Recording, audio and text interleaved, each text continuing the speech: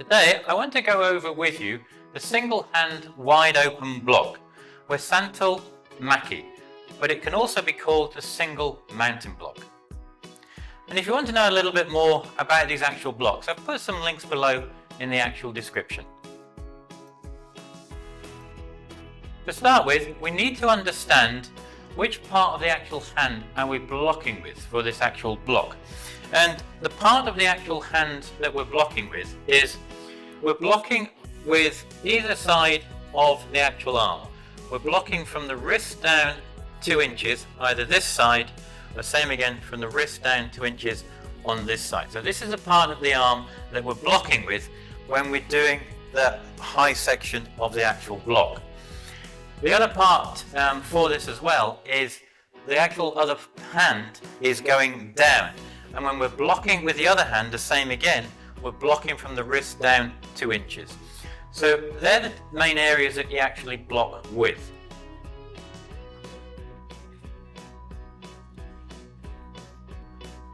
Now with this actual block, the area that we're actually blocking is the head section from the shoulders upwards. If something is coming towards us, and it's coming towards us from the actual side itself, and it's coming at this high section, this is the area that we're actually blocking, this section here. Now, with this actual block, when we're doing the block, we also have the reaction hand. The reaction hand is going down. So you can also be blocking something which is within this low section here, because the block ends up looking like this. So we're blocking something which is coming to the high section, and the reaction hand can also block something which is coming to the low section. When doing this block, there are some main points to always remember. The first one is the actual height of the block itself. So when we're doing the high part of the block, we need to make sure that the wrist is level with the piltrum. The piltrum is just below the actual nose here. So when we finish the block, we need to make sure, if I drew a straight line across, that my wrist is actually at this height here. At the same time, we need to make sure that the low block is level and down at the low section, like so. Now, the other important thing to remember when you're doing this is that the actual stance that we're in an apkubi stance, the forward stance. But the difference with this stance here is that the stance is in one straight line. Normally, there's a slight gap between your legs. But when you're doing this actual stance, you need to make sure that your feet are exactly in a straight line, and there isn't a gap between them. And at the same time, we're just slightly angling the actual feet itself into a diamond shape, like so. In the Taekwondo Poomsae Taeguk number 8, Jang, it can also be seen in moves number 5 and number 7. Now, let's go and learn the actual block. To start with, we need to break the actual technique down into several sections. The first part will be the actual movement of the actual arms. The second part is where we then add in the actual stance itself. The stance we're adding in will be the forward stance, apkubi. The next section after that then is we then add in the actual ki-up.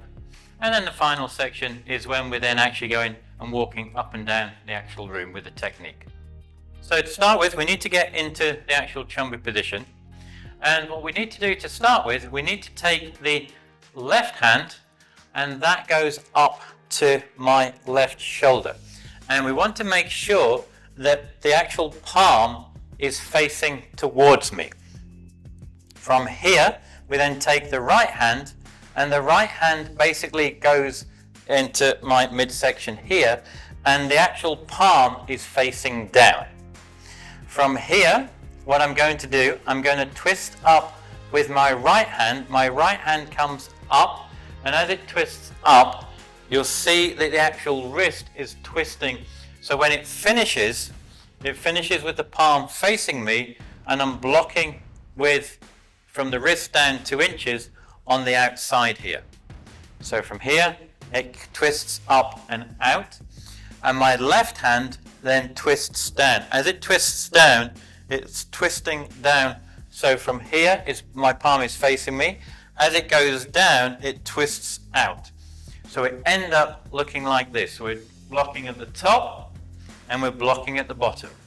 And we come back again. From here, as I said, we take the left hand up. It's facing me. My right hand goes just across my center, palm down. As you see, if you open your hands, the palm is facing towards me and the palm is facing down.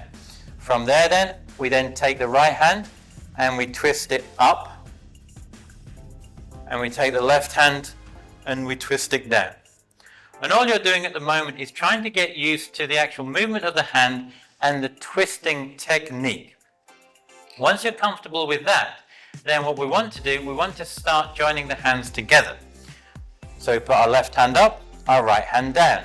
And so from here, we're going to move them both at the same time.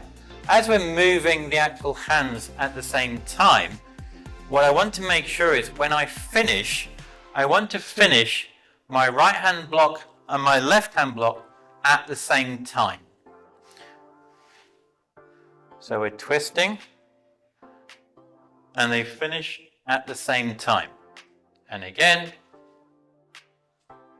And what you want to do, you want to get a little bit quicker and quicker until you're comfortable with the actual move itself and it's finishing at the correct speed. Now, from there then, once you've done that and you got comfortable with the twisting and the mechanics of the actual hands, the next part is when we add in the actual stance itself. And as we said, the stance that we're doing this blocking is the forward stance apkubi. Now, the slight difference part with this actual stance itself, it is done at the side, where normally the apkubi you have a slight gap in the middle. Well, with this stance, both the feet are on the same line. So from here, you will see that my feet are on exactly the actual same line, and my foot is pointed slightly outward. It's called a diamond shape.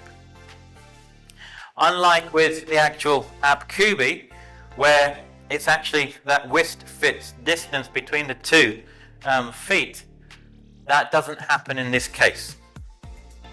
So from here, what we want to do, the first part I would just get comfortable with actual stepping out. So we're going to take the left leg and we're just stepping out into that apkubi position to get comfortable with the actual stance itself. As I'm stepping out, making sure it's the correct distance, and my feet, you'll see, are angled at that diamond shape facing.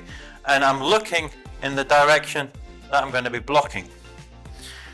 And again, we just step out, we're twisting on the balls of my foot and making sure I'm in that straight line like so.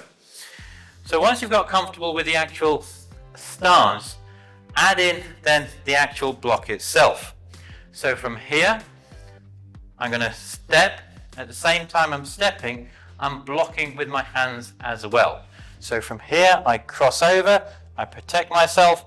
As I'm actually stepping out, I'm twisting my hands so that I'm making sure that when I finish the block, I'm finishing the block at the same time I'm finishing the stance. And again, we cross over, so from and out.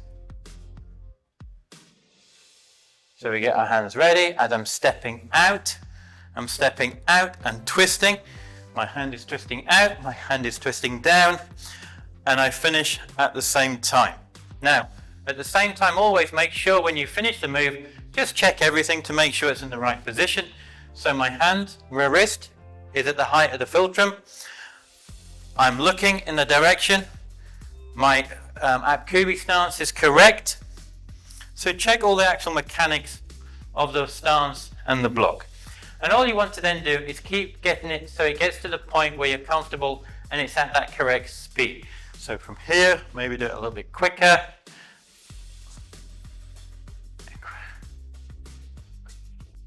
Like so. Oops. So, you've added in the stance, And then the next section is, remember always to add in that kiap, because it's the actual kiap which comes from the abdomen, the chi, that gives you that extra strength and power. So from here,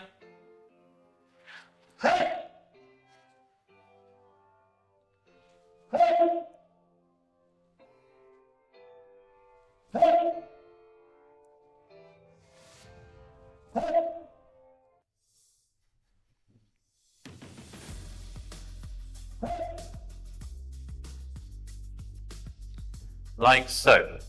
And then the final part is to get used to and comfortable with the mechanics, is then to do the technique when you're walking up and down the actual room itself. So from here,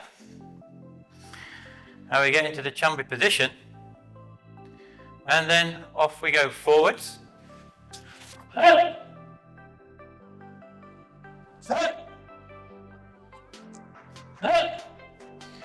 at the same time you're doing that, you can then turn around and go back the other way, or you could go backwards.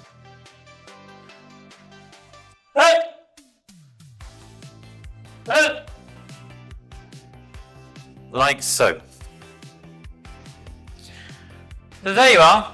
That is the actual single hand wide open block, or it's also called the single mountain block, which I hope will help you when you're trying to learn and practice it. Now below, somewhere in this bottom left or top corner, is the next video on blocks for you to go and learn and practice. And as always, until the next time, Gam Sa Hae Ni.